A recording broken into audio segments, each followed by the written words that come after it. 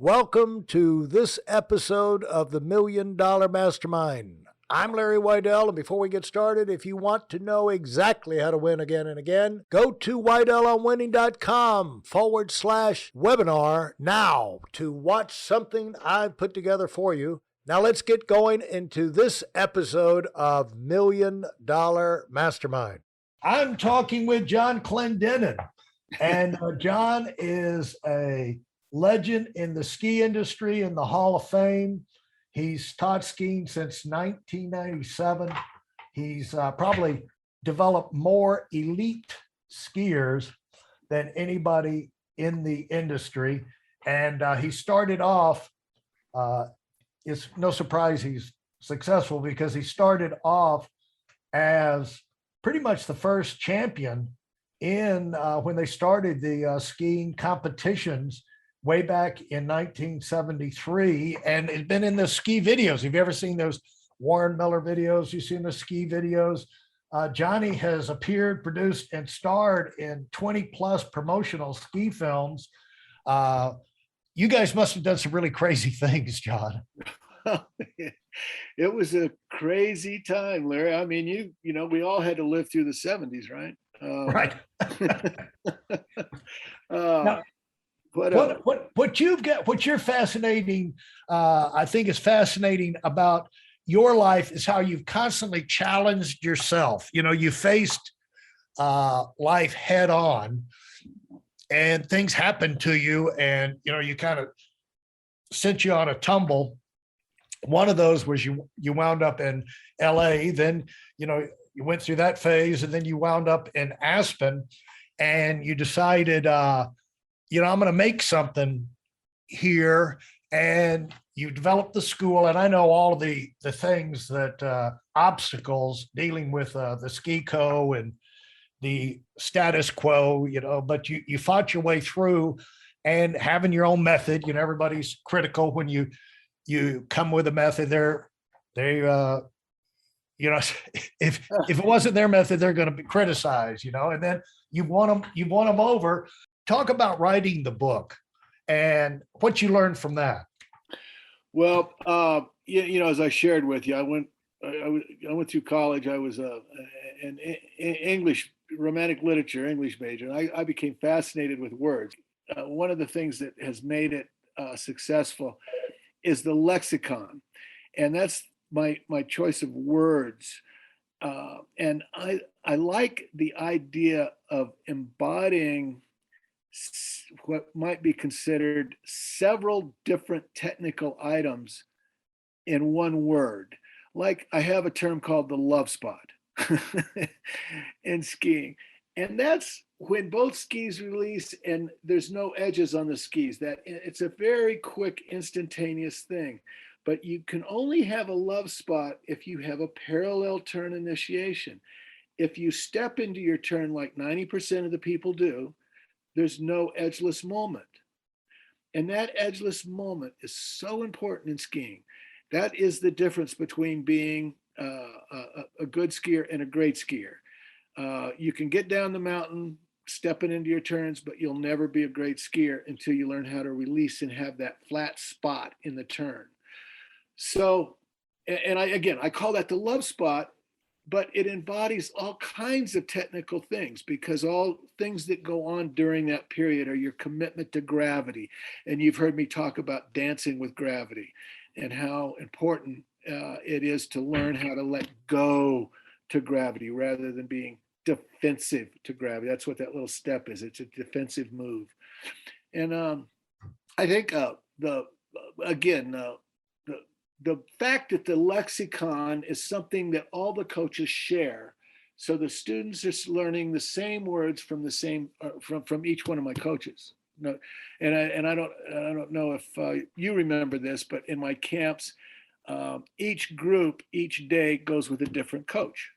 Okay, and I do that on purpose because some people get their tone is better with another coach, or the way the coach presents the material is a little more different and sometimes better. People pick up different things from different people that way.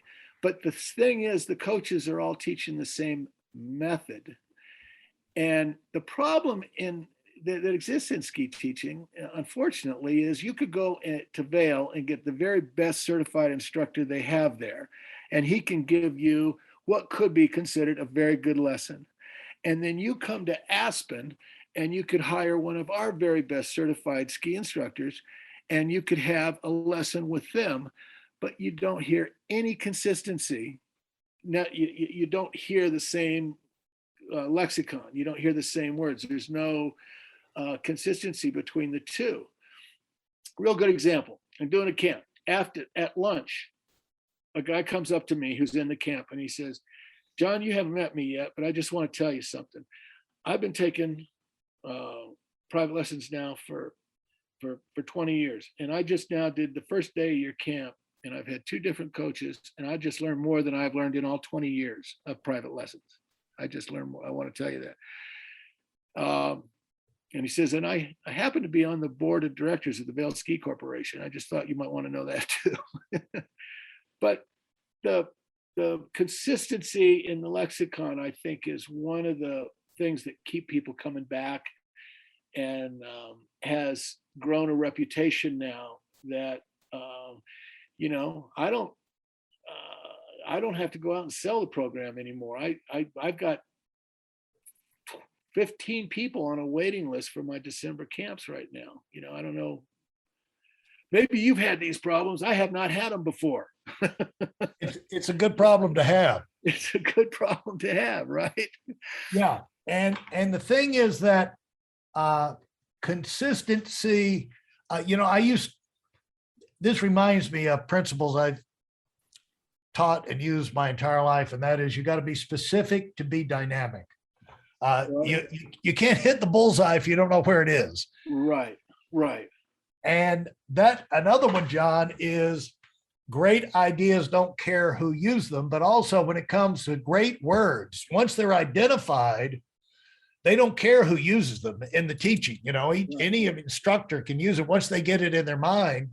We don't own the words, but you've got to identify them. That's the thing, is like, what is it? I've seen you talk to try and refine these things, and way in the past, before you got to this point. It's like, what exactly is it? And what was driving you was not that you didn't understand it, but you wanted to get clear in your mind. I remember when the Love Spot idea came out, was that you wanted to get it in terms where other people could get it. Because that's, like you say, the key is, can you teach it? Can they understand you?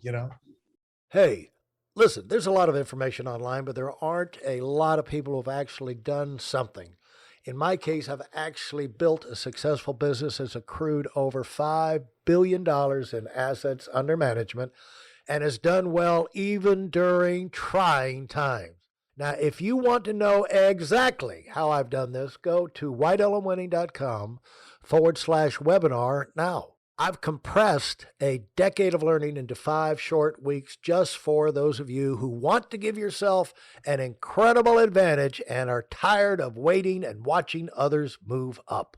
Right. And if we talk about the technical elements that go on in the Love Spot, you get involved in stuff that's, you want the centrifugal forces to be neutralized when you release the inside edge of the outside ski. There's stuff going on that if we talk in a real analytical sense, if we talk about the kinetics that are going on or the biomechanics that are going on, it's people don't need to know all that. There's a lot of advancement that can make with the basic concept of, I felt the Love Spot. Oh man, you're right. It's so easy to steer the skis into the new turn when I have that free floating moment in the turn. I go, yeah, that's it. You got it. Yeah. You don't need to. They don't need to go any further. At the same time, as people grow through the system, I want them to understand more of the kinetics involved, or more of the physiology involved in it. But and on a real, in the basic sense, in the introductory sense, it's something you want to make so easy for people to get, and that's our job I want to say one other thing, Larry, that I want to make sure that people understand or hear. Group of coaches, I have got 6 very bright people involved in my program right now. And we sit and have meetings. And we're going to have a meeting tomorrow night about what we all agree on might be the best, simplest, most efficient, clearest way to communicate these different technical issues or the progressions for skiing. So it's not like I'm dictating it. That's what I wanted to say. It's something that we have, that I share and develop with my team as we go. And in other words, we don't want to be involved in a camp and have someone come to us say, now, what is this? If I put my hip against a tree and stand on a pole and roll my foot, now, how does that relate to what we're doing, John? I go, well, where did you hear that? Well, an instructor was telling me that over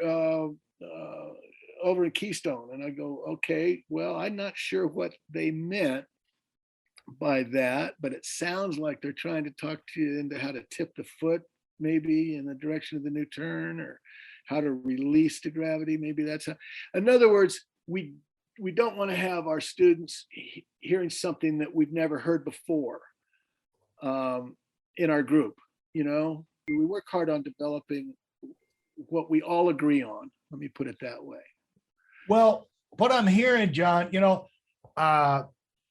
we all try to get at these things the same way, but you have been saying these things, and I'm going to try and pull it out.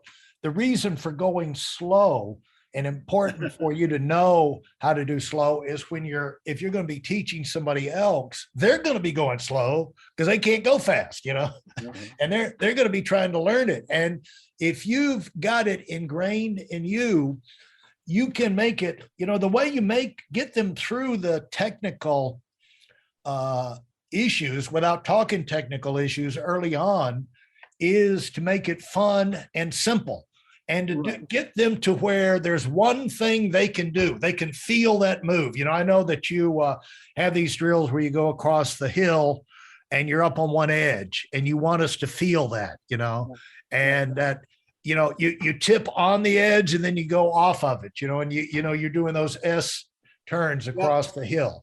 Right.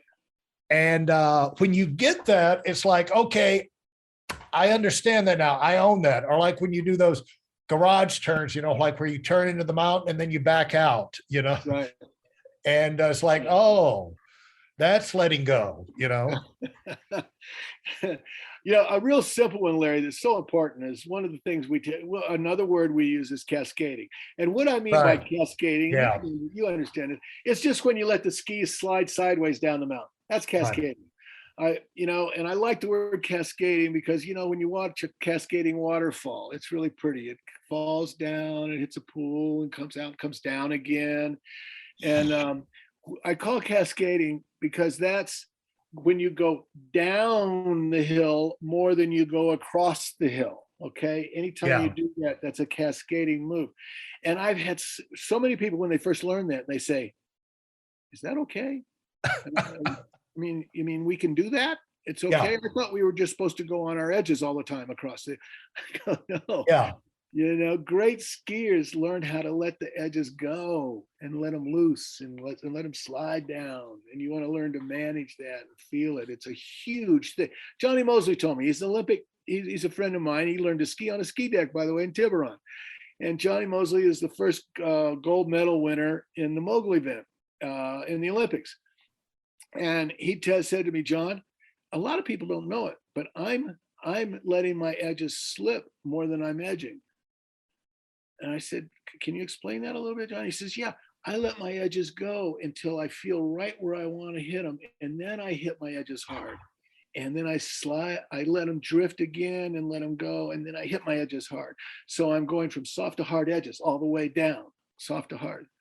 And I went, that's interesting. He says, I'm probably drifting more than I'm edging in a mogul run. I went, whoa, really? Here's the Olympic mogul champion. Well, I'll tell you how I interpret that, John, to life is fact that when you're now, Johnny's elite, but you've said this, I'm going to teach you the basics. And then once they're ingrained, just forget them and go ski, just kind of forget about it, and let it happen a little bit. But what you find is that in life, leaders, when you start to get successful, life starts coming at you so fast, you got to make decisions. You can't go back to the rule book, which is the edges. The edges are the system. You got to always do this in this situation. That's the edges. But we kind of freestyle and slide or make it up as we go through life. And then when you get a precise moment, then we're like, okay, hammer down. We got to go back to the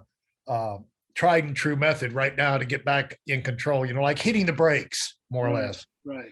And this skiing, what you're doing has applications. It's a performance thing. You're teaching a performance art, and excelling in life. You got to play the game. You got to make decisions. You got things coming at you. And what have you've been, one thing I see about you is you're always driven to improve, John. Yeah, I'm still working on some stuff right now, really. Even today before our conversation, I'm working on a progression to present to the coaches tomorrow night at our meeting. I want to say I'm not exactly sure how this might relate to exactly what you're saying, but I wanted to throw this in. I've got a little phrase that I've got: when your feet get it, you can forget it. Yeah, there you go. So you don't have to worry about the minutia a lot. Once you get it, you own it. Yeah. Once you digest it, you're free from it.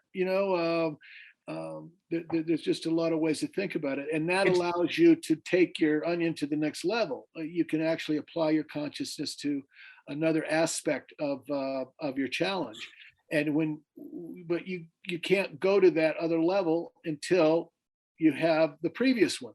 So your primary focus can evolve as you get stuff. And I'm talking about people starting to ski on a really high level. And I think you understand what I'm talking about. When you get it, you can forget it. I mean, when your feet get it, you can forget it. All of a sudden, you can start thinking about other things, like, can I look further ahead? Can I decide? Right. You're not thinking about the technique. You're thinking about where you're headed. And intention becomes such a big part of great skiing, as it does in life. Can I create what I intend? But also, John, that the corollary on that, John, is the bigger you get in life, the more you look down the road. You're looking at your schools this year, in other areas, geographic expansion. You're looking at the calendar year, you're filling it up. This is not the first time you've thought about December schools. You've been planning for that. But like these bands that play stadiums, they're planning like 5 years in advance. If you're the Rolling Stones or, those kind of type bands, there's not that many venues. I forget how much you know about that business too. Are the Stones out again? Are they gonna tour? They are out. Yeah, they are out. Okay. Yeah. Okay. By the way, everybody, I go to Larry when I want to find out what's happening in the rock and roll world. I'll tell you. Well, John, this has been great, man. I'm not going to keep you any longer because, you and I could go forever. And we're going to have to get together as soon as I get back out there. And I'm going to try and elbow my way into one of your camps just as soon as I get there. All right, buddy. I'm going to look at that little window, your windowsill across from Poppycocks. If I see that thing open, I'm knocking on your door. Thank you, man. Thank you so much. Right. If you enjoyed what you've heard and are dead serious about finding out for yourself exactly how this works in the real world, I've taken the most valuable business lessons I've learned over 40 years and put them into something for you to watch. Go to whiteelementing.com/webinar now in order to move up as fast as possible. I'm Larry Weidel, and I run the $1 Million Mastermind. Go, go, go.